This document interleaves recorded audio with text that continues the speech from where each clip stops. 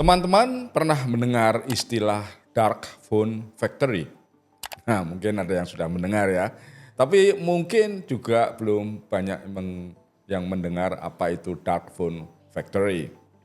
Tenang, ini bukan bengkel servis handphone gelap ya. Ini juga bukan pabrik yang menjual gawai palsu. Tapi ini sesuatu yang jauh lebih canggih, licik, dan bisa membentuk ulang realitas kita setiap hari. Sesuatu yang disebut pabrik narasi. Untuk memahami seperti apa pabrik gelap itu, bayangkan sebuah ruangan kecil yang di dalamnya berjajar ratusan ponsel. Semuanya menyala. Tapi ponsel ini tidak sedang menelpon siapapun. Mereka hanya mengetik, mengomentari, memberi likes, membagikan konten ke berbagai platform media sosial, semuanya secara otomatis. Mereka bukan dijalankan oleh manusia, tapi oleh robot. Dijalankan oleh software, didikte oleh kepentingan. Sementara di luar ruangan itu terjadi perang narasi di dunia digital.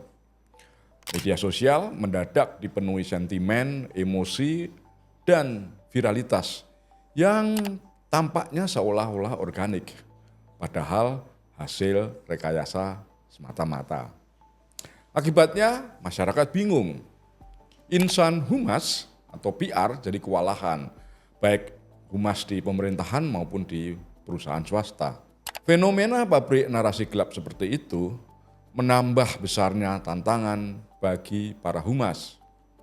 Karena saat ini humas dan PR masih terus menghadapi media-media yang memainkan framing dan agenda setting yang tidak selamanya positif. Dalam situasi seperti ini, bagaimana sebaiknya insan humas harus bersiap dan bersikap di era perang informasi? Kita bahas setelah ini. Jangan kemana-mana ya. Mari kita melakukan kilas balik ke awal tahun 2025. Waktu itu tiba-tiba publik di Indonesia gaduh, dikejutkan oleh satu trending topik, yaitu tagar di mana Menteri X. Narasinya sederhana, seorang menteri tak terlihat saat sebuah bencana terjadi di suatu lokasi. Mendadak komentar membanjir, screenshot menyebar kemana-mana, dan satu tagar itu melonjak tinggi. Opini yang terbentuk lebih cepat dari upaya klarifikasi sang menteri yang disebut dan insan humas yang sehari-hari berada di lembaga tempat menteri bersangkutan. Belakangan terungkap bahwa 40% akun yang memulai isu itu adalah robot atau bot, bukan warga yang marah, tapi program. Bukan rakyat pada umumnya yang kecewa, tapi naskah. Wah, keren ya, naskah bisa membuat gaduh. Nah, disinilah tantangan besar humas masa kini dimulai. Humas tidak lagi berhadapan dengan pertanyaan wartawan di konferensi pers. Mereka sekarang harus berhadapan dengan algoritma. Dengan mesin yang bisa membuat ribuan orang terlihat marah. Padahal sebenarnya tak ada satupun manusia yang sesungguhnya. Situasi dan kondisi makin menantang karena media massa hari ini bukan lagi satu-satunya pengatur narasi. Meskipun media massa masih tetap punya panggung yang besar. Dan di panggung yang besar itu, realitas dan kebenaran versi media tampil campur aduk dengan lampu yang remang-remang, penuh bayangan, dan potongan video atau clippers. Kata McCombs and Shaw dalam teori agenda setting, media tidak selalu memberitahu kita apa yang harus dipikirkan, tapi sangat efektif memberitahu apa yang penting untuk dipikirkan. Teori ini ada contohnya, ya. Contohnya ya, ambil contoh itu seorang pejabat suatu hari mendadak datang sidak ke pasar. Sebuah media, ya sebut saja media A gitu ya, memotret ekspresi bahagia para pedagang pasar yang dikunjungi pejabat. Sementara media B menyorot satu orang yang ogah bersalaman dengan si pejabat. Jadi ada dua berita, dua gambar, dan dua narasi. Padahal kenyataannya, faktanya hanya ada satu. Nah, framing bekerja seperti lensa kamera. Dia bisa memperbesar emosi, mengecilkan konteks, dan menyesuaikan sudut sesuai siapa yang memegang kamera. Nah, lantas apa yang harus dilakukan oleh insan humas dalam situasi seperti ini? Dulu ya kita tahu bahwa kerja insan humas atau PR cukup dengan membuat siaran pers yang isinya menjelaskan tentang sesuatu. Tapi hari ini situasinya sangat berbeda. Humas harus bisa membaca suasana hati netizen, merespons narasi yang kadang belum sempat diverifikasi, dan nah ini yang paling berat, menghadapi tekanan dari media yang sejak awal sudah punya angle tertentu. Ibaratnya humas zaman sekarang seperti tentara infanteri di perang digital. Mereka berjalan di medan ranjau tanpa tahu mana akun sungguhan dan mana akun yang sifatnya hanya memancing. Semua harus cepat, tapi juga harus tepat. Salah langkah bisa jadi viral. Salah respons, wah ini berat, bisa jadi skandal. Hari ini banyak instansi yang sudah menggunakan AI-based social listening tools, alat monitoring berbasis AI. Ya, tapi seringkali ya ada data yang muncul di dashboardnya menunjukkan tren. Misalnya sentimen negatif tentang kementerian, tentang perusahaan meningkat, misalnya 40%, tiba-tiba melonjak begitu ya. Kemudian ada keyword yang dideteksi oleh alat monitor, itu ada hashtag namanya gagal, yang melonjak 300%. Melihat data itu, jangan panik ya, tunggu dulu. Angka dan data itu bukan makna.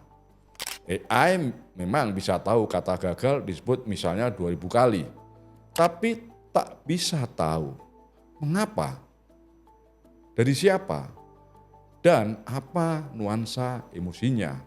AI tidak bisa menangkap itu semua. Seperti termometer rumah sakit tanpa dokter, AI tahu suhunya naik, tapi AI belum tentu tahu apa penyebab penyakitnya.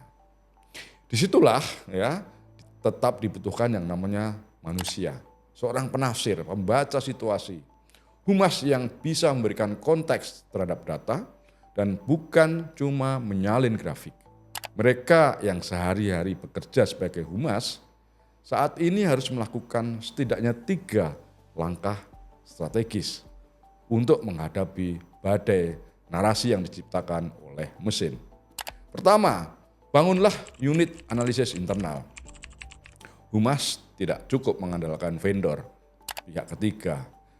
Humas perlu punya tim sendiri yang paham bahasa netizen, tahu perkembangan tren budaya pop digital, dan bisa membaca subteks, meme, dan ironi atau sarkasme. Yang kedua, jadilah sumber pencerahan, bukan hanya sebagai klarifikasi atau pemadam kebakaran. Di tengah kebisingan, suara yang jernih dan edukatif justru lebih menenangkan. Gunakan setiap isu untuk mengedukasi, menjernihkan, bukan sekedar membantah. Yang ketiga, kembalikan komunikasi ke manusia, bukan mesin.